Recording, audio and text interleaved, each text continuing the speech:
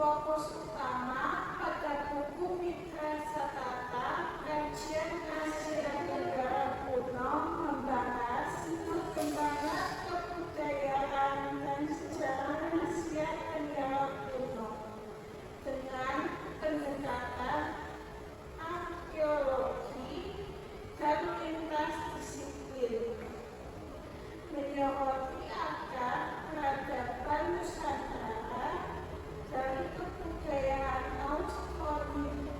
Austronesia, pengaruh India, Hindu-Buddha, serta konsep politik dan keagamaan seperti Devaraja.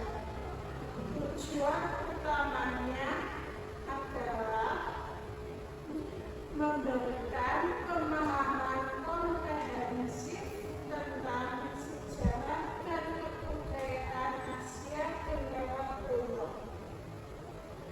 menghubungkan temuan arkeologis dengan kajian sejarah dan antropologi, serta menjadi referensi bagi mahasiswa dan peneliti. Penjelasan materi per bab. Yang pertama, awal perkembangan kebudayaan Asia Tenggara. Masa proses sejarah adalah periode dinamis pembentukan kebudayaan awal dengan migrasi lokal dan pengaruh kebudayaan Tiongkok, Vietnam, serta pencapaian material dan sosial bangsa Austronesia. Kedua, mitos dan peradaban bangsa, mitos, legenda, dan dongeng menjadi narasi penting dalam pembentukan peradaban, mengandung makna sejarah, budaya, dan sosial, serta menjadi sumber nilai budaya dan identitas etnik. Yang ketiga, kebudayaan Austronesia sebagai akar peradaban Nusantara. Kebudayaan Austronesia berasal dari Asia Tenggara dan Taiwan, menyebar ke Nusantara dan Pasifik, membawa bahasa, teknologi, dan kebudayaan yang menjadi fondasi penting peradaban Indonesia. Ornamen, pada negara, dan artefak terumbu menunjukkan pengaruhnya. Keempat, konsep Devaraja di Asia Tenggara masa Hindu-Buddha. Konsep Devaraja menetapkan raja sebagai fasilitasi dewa, memperkuat legitimasi politik dan religius kerajaan-kerajaan kuno di Asia Tenggara pada masa Hindu-Buddha. Konsep ini berkembang melalui 3 tahap, dari pemujaan raja setelah wafat hingga pemujaan raja sebagai dewa yang hidup. Kelima, perbandingan Hindu-Kampa dan Hindu-Jawa. Kerajaan Kampa, Vietnam, dan kerajaan di Jawa sama-sama memenuhi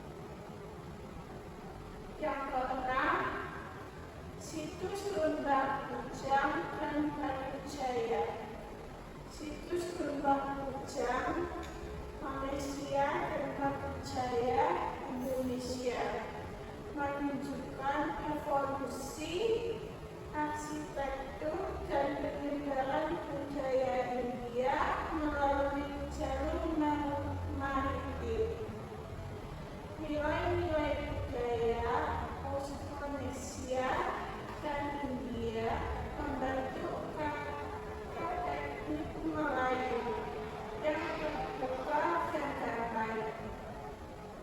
Yang ketujuh, perkembangan kebudayaan Indonesia klasik. Era klasik Indonesia ditandai oleh pengaruh kuat Hindu, Buddha, terutama di Jawa dan Bali. Perkembangan budaya berlangsung bertahap dengan sinkretisme antara Hindu, Buddha, Islam di Nusantara. Yang kedelapan, ada akulturasi Hindu, Buddha, dan Austronesia. Kebudayaan Austronesia menjadi fondasi awal, lalu diperkaya pengaruh Hindu, Buddha. Sejak abad kedua sampai 3 Masehi, struktur arsitektur dan seni acara mengalami akulturasi dengan tradisi lokal, membentuk peradaban klasik Indonesia yang khas. Evaluasi buku. Kelebihan yang pertama, ditulis oleh ahli arkeologi dan sejarah Asia Tenggara, menggunakan data arkeologis yang kuat dan pendekatan multidisipliner. Yang kedua, materi sangat luas, penjelasan jelas, serta dilengkapi contoh artefak dan situs arkeologi konkret. Kekurangan, profil penulisan tidak dijelaskan secara rinci. Beberapa teori kurang mengacu pada temuan terbaru, dan struktur buku berupa kumpulan dan tulisan yang dipilih sendiri.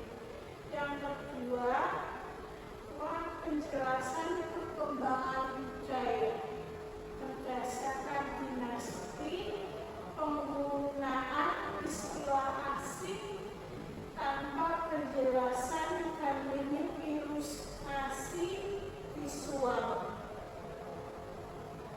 Komentar evaluatif terkait bagaimana hasil kajian dibaca dapat berjalan dan berguna bagi penelitian yang sedang dilakukan. Buku Mitra Satata Kajian Asia Tenggara Kuno karya Agus Arismunandar merupakan karya akademik yang penting dalam bidang studi sejarah dan kebudayaan Asia Tenggara, khususnya yang berkaitan dengan masa prasejarah hingga periode Hindu-Buddha.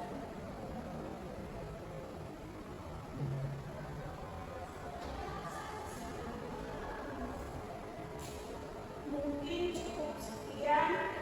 Ada pertanyaan? Izin bertanya. Perkenalkan, saya Ridwan dari Indonesia 24/1/8/0020 dari kelas 2D. Bagaimana buku itu menjelaskan hubungan antara tradisi arsitektur candi di Asia Tenggara dan Asia Selatan? Buku ini, buku Mitra Satata Kajian Asia Tenggara Kuno, menjelaskan hubungan tradisi arsitektur candi di Asia Tenggara dengan Asia Selatan melalui kajian arkeologi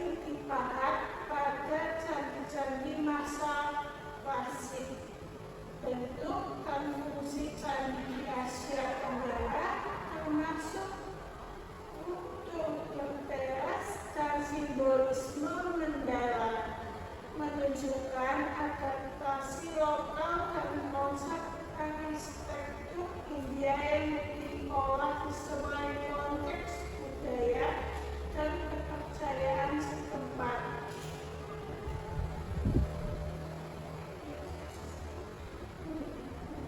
Mungkin ada lagi.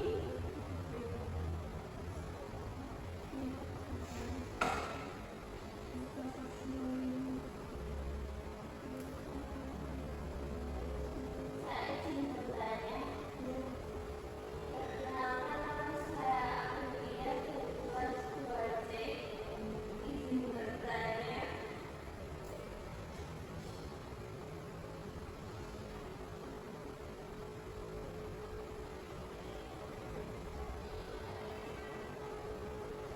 bagaimana buku ini membahas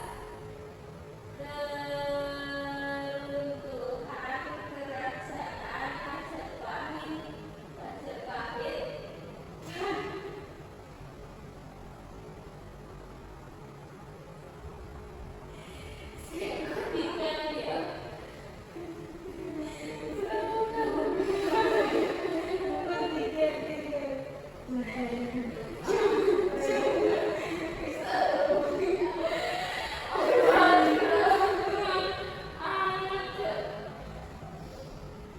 izin bertanya, perkenalkan nama saya Amelia dari kelas 2C. Izin bertanya, bagaimana buku ini membahas keruntuhan kerajaan Majapahit dan faktor-faktor yang mempengaruhinya.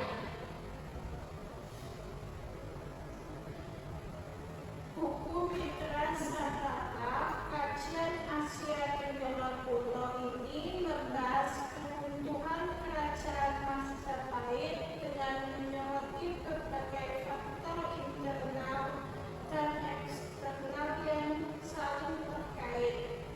Faktor internal yang utama yang dibahas adalah perang saudara, khususnya perang Pangkep yang terjadi akibat perebutan kekuasaan setelah kematian Raja Hayam yang melemahkan stabilitas politik dan ekonomi kerajaan. Selain itu, konflik internal dan perebutan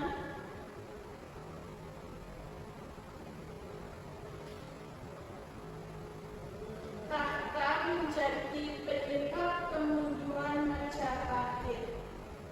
Dari sisi eksternal, buku ini mengkaji pengaruh kebangkitan Kesultanan Malaka dan Demak yang menguasai jalur perdagangan rempah-rempah dan turut menyebarkan agama Islam, sehingga mengikuti dominasi Majapahit dan berlandaskan Hindu-Buddha.